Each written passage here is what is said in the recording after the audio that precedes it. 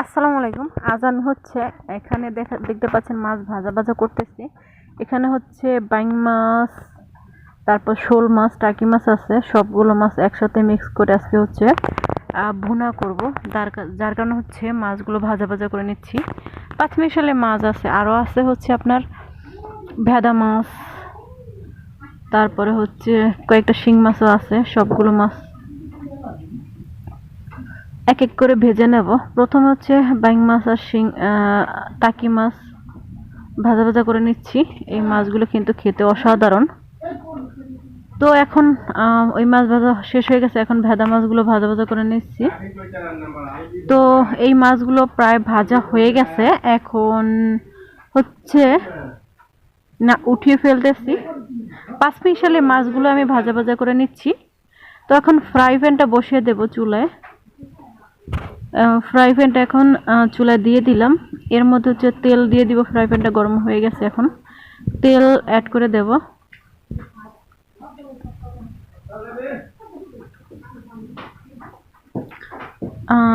তেল দেওয়ার পর হচ্ছে আপনার পেঁয়াজ, কুচি কুচি করে রাখা পেঁয়াজ দিয়ে দিলাম। পেঁয়াজ আর রসুন কুচি কুচি করে দিয়ে দিলাম তেলের মধ্যে। এটা ভাজা ভাজা করে নিচ্ছি।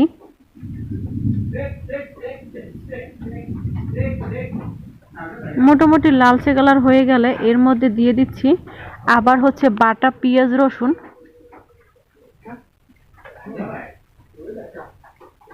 এখন এই মশলাটাও আবার দিয়ে দিলাম এর মধ্যে আদা বাটা।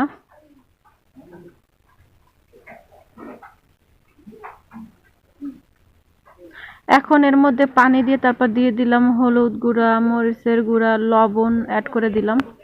এখন এগুলো সুন্দরভাবে কষিয়ে নিচ্ছি, তারপর একটুখানি পানি অ্যাড করে দেব।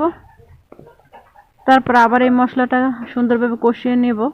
এর মধ্যে একটু কাঁচা জিরা বাটা অ্যাড করে দিয়েছি আমি।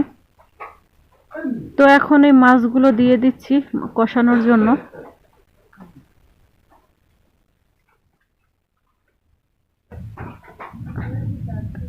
পাঁচমিশালি মাছগুলো হচ্ছে রান্না করতেছি। এখন এর মধ্যে পানি অ্যাড করে দিলাম। পাঁচমিশালি মাছ রান্না খেতে খুবই অসাধারণ।